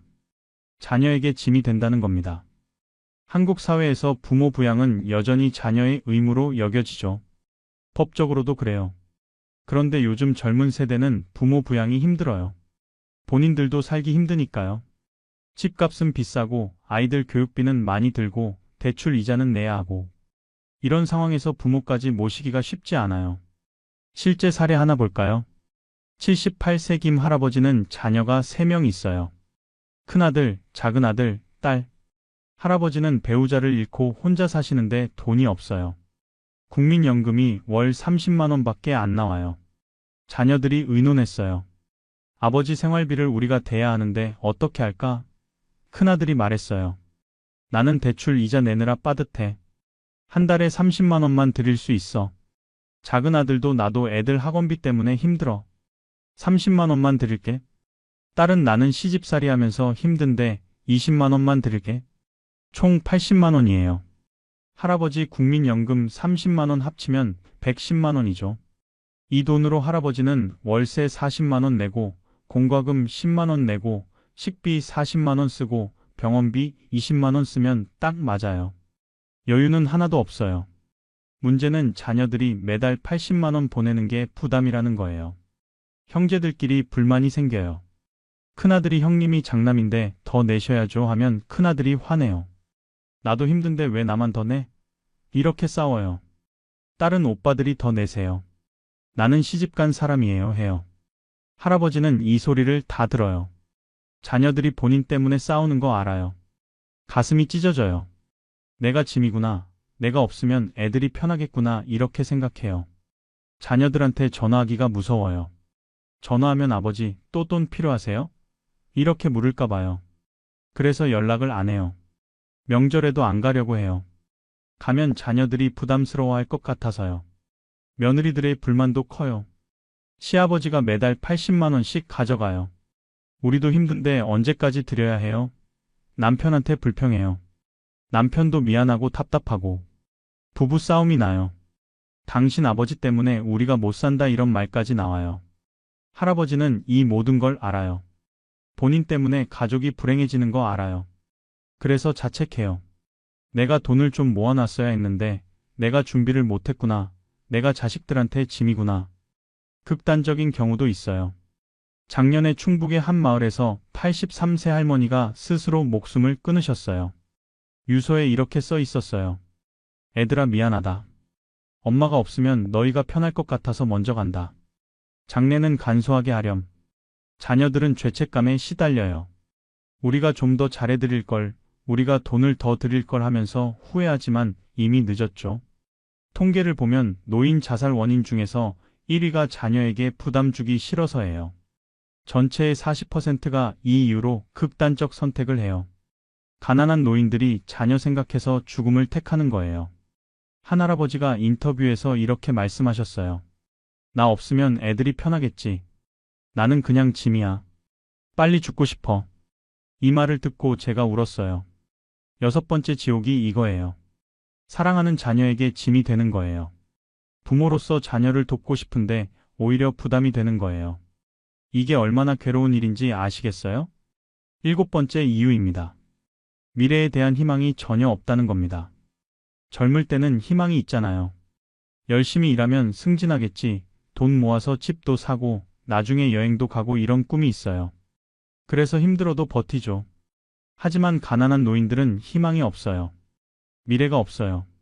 77세정 할아버지의 하루를 볼까요? 아침에 일어나요. 오늘 뭐 하지? 할 일이 없어요. 텔레비전 보다가 졸고 잠깐 산책하고 다시 텔레비전 보고. 이게 하루예요. 내일은 뭐 하지? 오늘이랑 똑같아요. 내일도 모레도 다음 주도 다음 달도 똑같아요. 변화가 없어요. 기대할 게 없어요. 1년 후엔 뭐 하지? 그때도 똑같을 거예요. 아니, 더 나빠질 거예요. 나이는 더 들고 건강은 더 나빠지고 돈은 더 떨어질 테니까요. 할아버지는 이렇게 말씀하셨어요. 내일도 오늘 같고 모레도 오늘 같아요. 그냥 하루하루 버티는 거예요. 죽는 날만 기다리는 거죠. 꿈이 뭐냐고 물으면 뭐라고 하실까요? 그냥 빨리 죽고 싶어요. 이게 꿈이에요. 무서운 말이죠. 죽음이 희망인 삶이에요. 여행? 취미? 그런 거 상상도 못해요. 여행 가려면 돈이 있어야 하는데 내일 먹을 거 걱정하는 사람이 여행을 가요? 취미생활? 골프? 등산? 사진? 그런 거 다 돈 들어가요. 골프채 사는 돈으로 한 달을 살아요. 그냥 매일 걱정이에요. 오늘 뭐 먹지? 내일 월세 낼 돈 있나? 다음 달 병원비는 어떻게 하지? 미래 계획이 아니라 당장 내일 걱정이에요. 시간이 얼마나 잔인한지 아세요? 갈수록 나빠져요. 70대보다 80대가 더 힘들어요. 건강은 더 나쁘고 돈은 더 없고 친구들은 하나둘 세상을 떠나요. 물가는 계속 올라요. 작년에 라면이 1,000원이었는데 올해는 1,200원이에요. 20% 올랐어요. 하지만 수입은 그대로예요. 국민연금은 1년에 2%밖에 안 올라요. 그럼 어떻게 돼요? 점점 더 가난해지는 거죠. 90세까지 산다고 생각해 보세요. 지금 70세면 20년을 더 살아야 해요. 20년을 이렇게 살아야 해요. 희망 없이, 꿈 없이 그냥 버티면서. 상상이 돼요? 무력감이 와요. 이제 뭘 해도 소용없어. 바꿀 수 있는 게 없어. 그냥 이대로야. 이렇게 체념해요. 삶의 의욕이 완전히 사라져요. 한 할머니가 그러시더래요. 아침에 눈 뜨면 또 살아났구나 하는 생각이 들어요. 죽을 줄 알았는데 또 살았어요. 내일도 또 살아날 거예요. 언제까지 이렇게 살아야 하는지 모르겠어요. 이게 7번째 지옥입니다. 미래가 없는 거예요. 희망이 없는 거예요. 그냥 죽을 때까지 버티는 거예요. 인간이 희망 없이 사는 게 얼마나 힘든지 아시겠어요? 8번째 이유로 갑니다. 질병이 곧 죽음을 의미한다는 겁니다. 젊을 때는 아파도 치료하면 나아요. 병원 가서 수술하고 약 먹고 재활하면 회복돼요. 하지만 가난한 노인들은 아프면 그게 곧 죽음이에요. 78 세조 할아버지의 이야기예요. 할아버지는 3개월 전에 위암 진단을 받으셨어요. 의사가 말했어요. 지금 수술하면 5년은 더 사실 수 있습니다. 수술비는 2천만 원 정도 듭니다. 2천만 원이요. 할아버지한테는 평생 모아도 못 모을 돈이에요. 자녀들한테 말할까 고민했지만 못했어요. 자녀들도 힘들다는 거 아니까요. 그래서 할아버지는 수술을 포기했어요. 어차피 78세인데 뭐. 몇 년 더 사나. 2천만 원 있으면 자식들이 쓰는 게 나아. 이렇게 합리화하셨어요. 하지만 밤에 혼자 있으면 울어요. 나도 살고 싶은데, 나도 더 살고 싶은데 하면서요. 수술 안 하면 어떻게 될까요? 암이 커져요. 통증이 와요. 진통제를 먹어야 하는데 진통제도 비싸요. 한 달에 10만 원이에요. 그것도 아까워서 참아요. 너무 아플 때만 먹어요. 6개월 후 할아버지는 통증이 너무 심해서 응급실에 실려갔어요. 암이 온몸에 퍼진 상태였어요. 의사가 이제 할 수 있는 게 없습니다. 호스피스 병원에 가시는 게 좋겠습니다. 라고 했어요. 호스피스 병원 비용은 한 달에 200만 원이에요. 그것도 못 내요. 그래서 집으로 왔어요. 집에서 혼자 죽음을 기다리고 있어요. 통증 참으면서요. 이게 특별한 경우가 아니에요. 가난한 노인들 중에서 암 진단받고도 치료 포기하는 경우가 많아요. 통계는 없지만 현장에서 일하는 사회복지사들 말로는 40% 정도 된대요. 만성 통증도 문제예요. 무릎 관절이 다 닳아서 걸을 때마다 아파요. 인공관절 수술하면 나아지는데 수술비가 300만 원이에요. 못해요. 그래서 절뚝거리면서 살아요. 진통제 먹으면서 참아요. 허리도 아파요. 디스크가 튀어나와서 다리가 저려요. 수술하면 나아지는데 수술비가 500만 원이에요. 못해요. 그래서 그냥 참아요. 밤에 통증 때문에 잠을 못 자요. 치통은 또 어떻고요? 이가 썩어서 너무 아픈데 치과 갈 돈이 없어요. 그래서 참아요. 참다 못하면 패티딘이나 먹어요. 그것도 돈 아까워서 밥만 먹어요. 간병도 문제예요. 혼자 사는데 몸이 아파서 움직일 수가 없어요. 화장실도 혼자 못 가요. 밥도 못 해 먹어요. 간병인을 써야 하는데 하루에 10만 원이에요. 한 달이면 300만 원이고요. 그런 돈 어디 있어요? 그래서 그냥 누워 있어요. 혼자 아파하면서 누워 있어요. 소변을 받아낼 것도 없어서 이불에 그냥 싸요. 악취가 나요. 욕창이 생겨요. 그래도 어쩔 수 없어요. 요양원은요? 한 달에 200만 원이에요. 기초생활수급자는 정부 지원을 받아서 싸게 들어갈 수 있는데 대기가 2년이에요. 2년을 기다리다가 죽을 수도 있어요. 죽음에 대한 공포도 있지만 동시에 체념도 있어요. 빨리 죽었으면 좋겠어. 이렇게 아프게 사느니 차라리 죽는 게 나아. 이런 생각을 해요. 그런데 죽지도 못해요. 왜냐하면 장례비 걱정 때문이에요. 장례비가 200만 원 드는데 그것도 없어요. 무연고 사망자로 화장되는 게 싫은데 어쩔 수 없어요. 8번째 지옥이 이거예요. 질병이 곧 죽음 선고가 되는 거예요. 치료받으면 살 수 있는데 돈이 없어서 못 받는 거예요. 그래서 고통 속에서 죽음을 기다리는 거예요.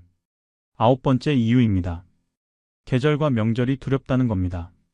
보통 사람들한테 명절은 즐거운 날이에요. 가족 만나고 맛있는 음식 먹고 선물 주고받고. 그런데 가난한 노인들한테 명절은 공포예요. 72세 한 할머니의 설날을 볼까요? 설날 일주일 전부터 불안해요. 자식들 집에 가야 하는데 뭘 사가지? 손주들 세뱃돈은 얼마씩 줘야 하지? 고민이에요. 마트에 가서 선물 세트 가격을 봐요. 과일 세트가 5만 원, 한우 세트가 10만 원. 너무 비싸요. 결국 1,000원짜리 바나나 한 송이를 사요. 이걸 들고 큰아들 집에 가기가 창피해요. 큰아들 댁에 가니까 다른 친척들이 다 모여 있어요. 다들 큰 선물 가방 들고 왔는데 할머니만 바나나 한 송이예요. 며느리 표정이 안 좋아요. 어머니, 이거 밖에 안 가져오셨어요? 이 말은 안 하지만 표정에 다 나와요. 손주들이 할머니, 세뱃돈 하면서 와요. 할머니는 준비한 돈을 꺼내요. 10,000원씩이에요. 손주들이 실망해요. 할머니, 이거 밖에 안 돼요? 다른 할머니는 5만 원 주던데. 할머니는 아무 말 못해요. 눈물만 나와요. 밥 먹을 때도 눈치 봐요. 고기가 나오고 생선이 나오고 맛있는 음식이 많은데 많이 먹기가 미안해요. 조금만 먹어요. 손주들이 할머니 더 드세요 해도 아니야. 배불러 하고 거절해요. 사실은 배고픈데요. 식사 후에 어른들이 모여 앉아서 이야기해요. 누가 어디 여행 갔다, 누가 새 차 샀다, 이런 이야기들이에요. 할머니는 할 말이 없어요. 그냥 듣기만 해요. 초라해요. 저녁이 되면 집에 가고 싶어요. 더 이상 눈치 보기 싫어서요. 나 먼저 갈게 하고 일어서면 아들이 어머니 벌써요? 해요. 만류하는 건지 보내는 건지 모르겠어요. 집에 와서 혼자 앉아 있으면 눈물이 나요. 내가 왜 이렇게 됐을까? 명절이 왜 이렇게 괴로울까? 다음 설날이 벌써 두려워요. 추석도 마찬가지예요. 차례상 못 차리는 게 미안해요. 자식들한테 우리 집에서 차례 지내자 할 수가 없어요. 차례상 차리는데 20만 원은 들어가는데 그 돈이 없거든요. 계절의 변화도 부담이에요. 겨울이 오면 겨울옷이 필요한데 살 돈이 없어요. 작년 입던 옷을 또 입어요. 해져도 참아요. 추우면 여름옷을 안에 겹겹이 입어요. 여름에는 반팔옷이 필요한데 그것도 못 사요. 그냥 긴팔 걷어서 입어요. 속옷도 해지는데 못 사요. 양말도 구멍 나는데 못 사요. 내복도 누렇게 변했는데 못 사요. 환절기가 제일 무서워요. 감기 걸리기 쉬운 시기거든요. 감기 걸리면 병원 가야 하는데 돈이 들어가잖아요. 그래서 조심해요. 밖에 나갈 때 옷을 껴입고 마스크 쓰고 사람 많은데 안 가려고 해요. 생일도 슬퍼요. 80번째 생일인데 축하해 줄 사람이 없어요. 케이크? 미역국? 그런 거 없어요. 그냥 라면 끓여 먹고 내가 80살이 됐구나 혼잣말하고 끝이에요. 결혼기념일도 마찬가지예요. 배우자는 이미 세상을 떠났고 혼자 사진 보면서 눈물만 흘려요. 여보, 나 너무 외로워. 당신 보고 싶어. 크리스마스는 또 어떻고요? 거리에 캐럴이 울리고 불빛이 반짝이고 사람들이 웃으며 선물 사는데 할머니는 쪽방에 혼자 앉아 있어요. 저건 다 남의 세상 얘기야. 나랑은 상관없어. 신년에 텔레비전에서 새해 복 많이 받으세요. 꿈을 이루는 한 해 되세요 하면 리모컨을 꺼버려요. 무슨 꿈이 있어요?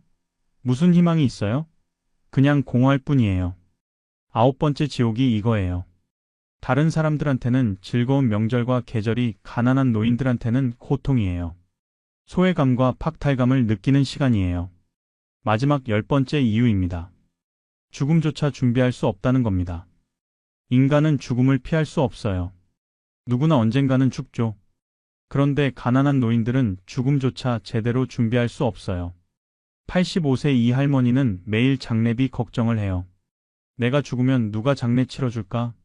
돈은 어떻게 마련하지? 장례비가 최소 200만 원은 들어가거든요. 할머니한테는 없는 돈이에요. 저축을 하려고 해도 못해요. 당장 오늘 먹을 것도 걱정인데 장례비를 어떻게 모아요? 그래서 불안해요. 내가 죽으면 무연고 사망자로 처리되는 거 아닐까? 시체가 며칠 동안 방치되는 거 아닐까? 실제로 1년에 무연고 사망자가 3,000명이 넘어요. 혼자 죽어서 발견되고 연락할 가족이 없거나 가족이 장례를 거부해서 지자체에서 화장하는 거예요. 공동 납골당에 들어가고요. 이름표도 없이요. 할머니는 가끔 생각해요. 내가 죽으면 자식들한테 연락이 갈까? 자식들이 와줄까? 장례비 부담돼서 안 오는 거 아닐까?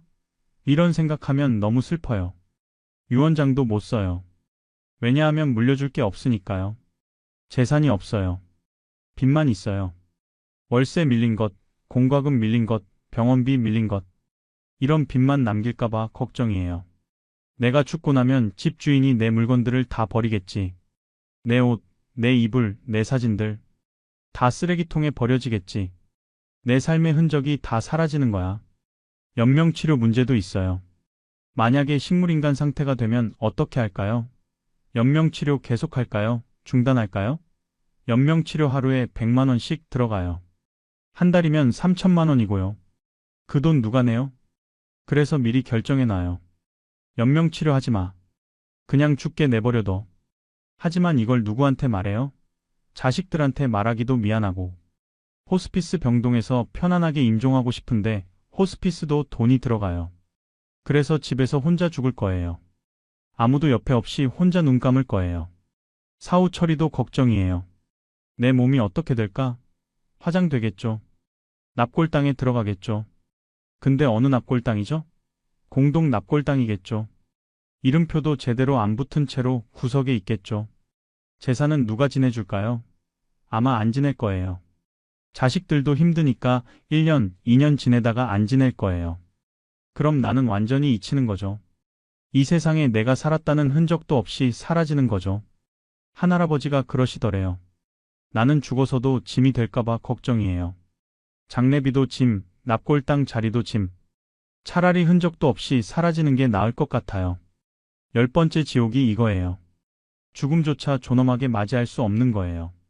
태어날 때는 선택할 수 없지만 적어도 죽을 때는 존엄하게 가고 싶잖아요. 근데 그것도 못하는 거예요.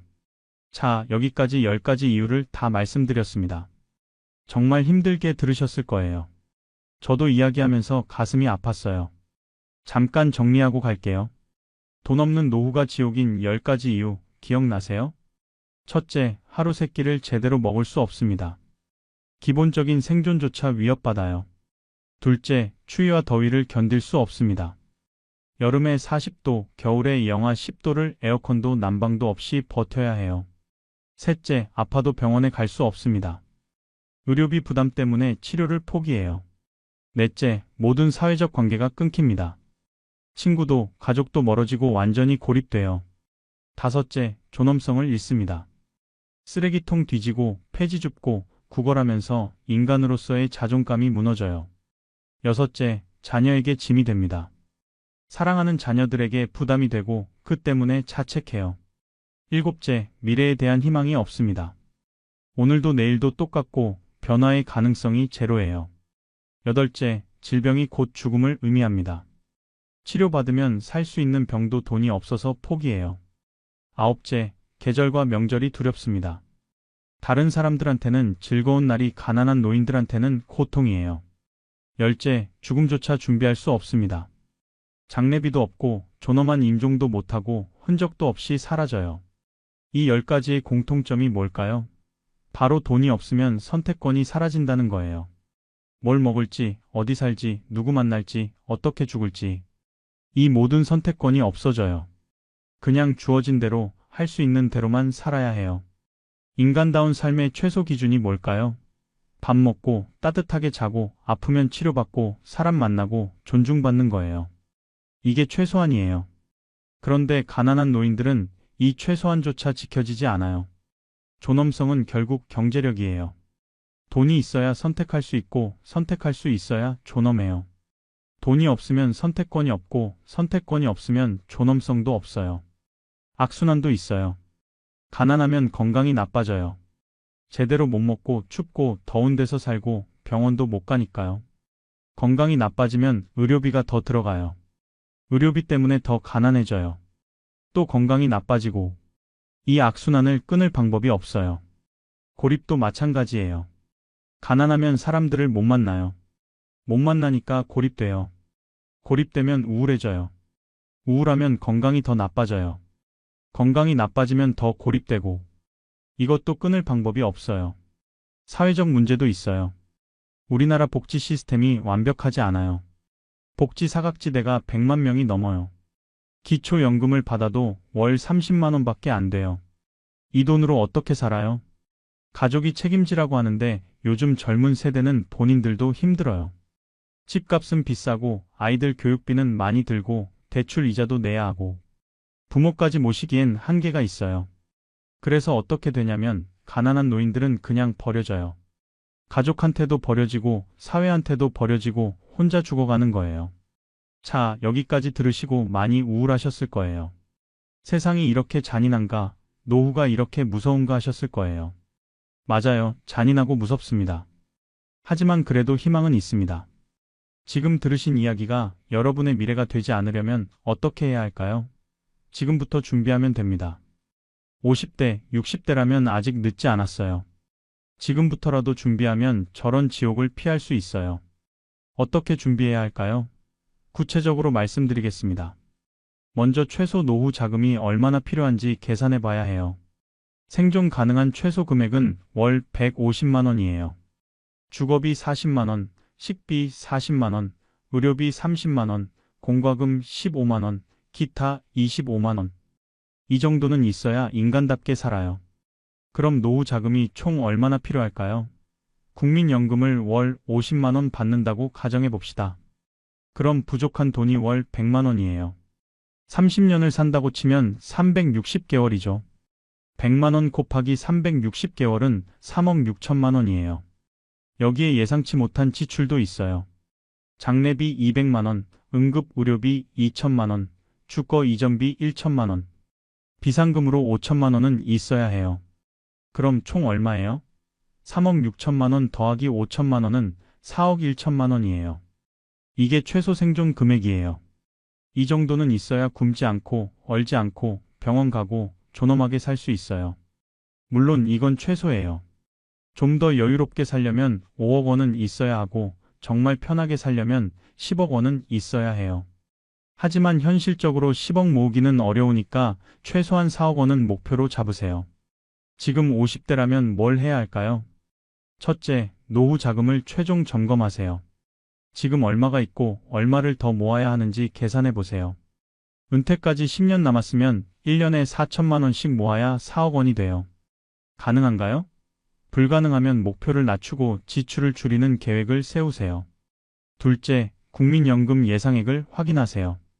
국민연금공단 홈페이지 가면 예상 수령액이 나와요. 생각보다 적을 거예요. 이것밖에 안 나와? 놀라실 거예요. 그럼 부족한 금액을 다른 방법으로 채워야 해요. 셋째, 건강관리에 집중하세요.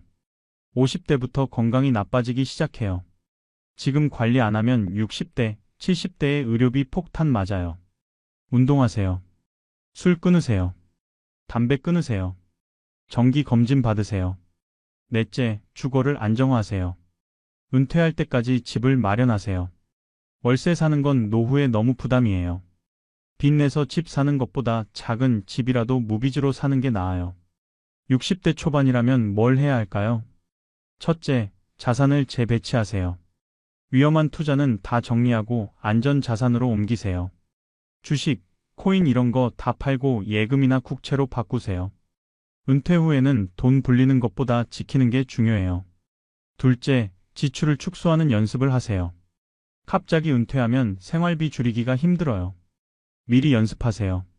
한 달 200만 원 쓰던 거 150만 원으로 줄여보세요. 뭘 줄일 수 있는지 알게 돼요. 셋째, 사회적 관계를 유지하세요. 은퇴하면 직장 동료들 안 만나게 돼요. 그럼 완전히 고립돼요. 그 전에 다른 관계를 만드세요. 동호회 가입하세요. 복지관 프로그램 참여하세요. 봉사활동하세요. 넷째, 복지 혜택을 알아보세요. 65세 되면 기초연금 신청할 수 있어요. 월 30만 원 받을 수 있어요. 이것만 있어도 도움이 돼요. 다른 복지 프로그램도 찾아보세요. 60대 후반이나 그 이상이라면요? 첫째, 현실을 직시하세요. 지금 가지고 있는 돈으로 얼마나 버틸 수 있는지 냉정하게 계산하세요. 부족하면 어떻게 할지 계획 세우세요. 집을 작은 걸로 바꿔서 차액을 현금으로 확보할 수도 있어요. 둘째, 기초연금을 꼭 신청하세요. 안 받고 계신 분들 많아요. 모르거나 창피해서 안 받는 거예요. 창피할 거 없어요.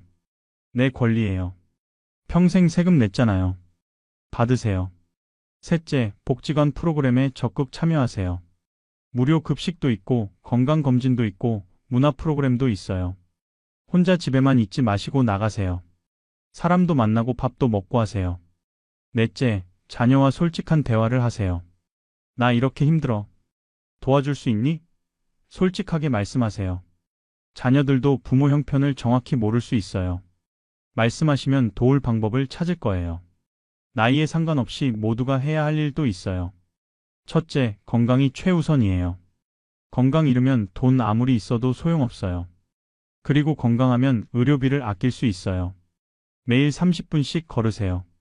이것만 해도 효과 커요. 둘째, 소비 습관을 점검하세요. 필요 없는데 쓰는 돈이 많아요. 가계부 쓰면 보여요.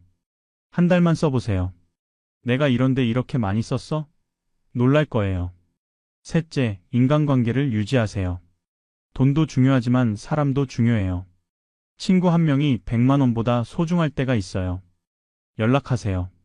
만나세요. 돈 안 들이고도 만날 수 있어요. 공원에서 산책하면서 이야기하면 돼요. 넷째, 희망을 잃지 마세요. 오늘 상황이 나빠도 내일은 나아질 수 있어요. 작은 목표라도 세우세요. 다음 달까지 10만 원 모으기 이런 거요. 이루면 뿌듯해요. 그게 살아가는 힘이 돼요. 마지막으로 희망의 메시지를 드리고 싶어요. 돈이 전부는 아니에요. 하지만 최소한의 존엄을 위해서는 필요해요. 돈이 있어야 자유롭고 자유로워야 선택할 수 있고 선택할 수 있어야 행복해요. 돈은 행복의 충분 조건은 아니지만 필요 조건이에요. 아직 늦지 않았습니다. 지금 50대면 20년 남았어요. 60대 초반이면 10년 남았어요. 60대 후반이라도 7년, 8년 남았어요. 지금부터 준비하면 달라질 수 있어요. 오늘부터 시작하세요. 작은 것부터요. 오늘 저녁에 종이 한 장 꺼내서 나는 지금 얼마가 있지? 얼마가 필요하지? 적어보세요. 이게 첫걸음이에요. 내일은 가계부를 사세요. 모레부터 지출을 적기 시작하세요. 일주일 후에는 불필요한 지출이 뭔지 보일 거예요. 한 달 후에는 국민연금공단에 가세요. 예상 수령액을 확인하세요. 2달 후에는 복지관에 가보세요. 어떤 프로그램이 있는지 알아보세요. 3달 후에는 자녀와 대화하세요. 솔직하게 내 상황을 말하세요. 작은 실천이 모이면 큰 변화가 돼요. 하루에 3,000원씩 아끼면 한 달에 9만 원, 1년에 108만 원이에요. 10년이면 1,080만 원이에요. 이것만 있어도 1년치 의료비는 돼요. 사회적 지원도 활용하세요. 기초연금, 노인 일자리 사업, 무료 급식, 무료 건강검진, 복지관 프로그램. 이런 게 다 있어요. 찾아보세요. 주민센터 가면 다 알려줘요. 창피할 거 없어요. 내 권리예요. 도움받는 게 부끄러운 게 아니에요. 평생 세금 냈잖아요. 사회에 기여했잖아요. 이제 도움받을 자격이 있어요. 당당하게 받으세요. 여러분의 노후는 여러분이 지킵니다. 정부도 도와주고 자녀도 도와주지만 결국은 본인이 책임져야 해요. 남 탓하지 마세요. 정부 탓, 자녀 탓해도 내 삶은 안 나아져요. 내가 움직여야 해요. 오늘 들으신 10가지 이야기를 경고로 받아들이세요. 저렇게 되면 안 되겠다 하는 경각심을 가지세요. 그리고 행동하세요. 지금 당장요. 100세 시대라고 하잖아요. 60세에 은퇴하면 40년을 더 살아야 해요. 40년이에요. 젊었을 때보다 더 긴 시간이에요. 이 긴 시간을 어떻게 보낼지는 지금 결정돼요. 지금의 선택이 미래를 만들어요. 주변 분들께도 이 영상을 꼭 공유해 주세요. 부모님, 친척, 친구, 이웃.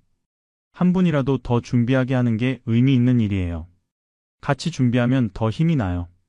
다음 영상에서는 월 100만 원으로 존엄하게 사는 법을 준비하고 있습니다.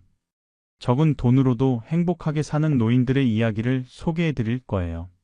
실용적인 팁도 많이 담을 거고요. 기대해 주세요. 오늘 영상이 무겁고 슬펐지만 도움이 되셨길 바랍니다. 구독과 좋아요 부탁드려요. 댓글로 여러분의 생각도 나눠주세요.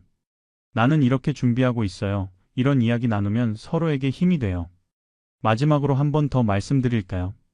여러분의 노후는 여러분이 지킵니다. 늦었다고 생각하지 마세요. 지금이 가장 빠른 때예요. 오늘부터 시작하세요. 여러분 모두 건강하시고 행복한 노후 보내시길 진심으로 바랍니다. 오늘 들으신 이야기가 여러분의 미래를 바꾸는 계기가 되길 바래요. 다음 영상에서 뵙겠습니다.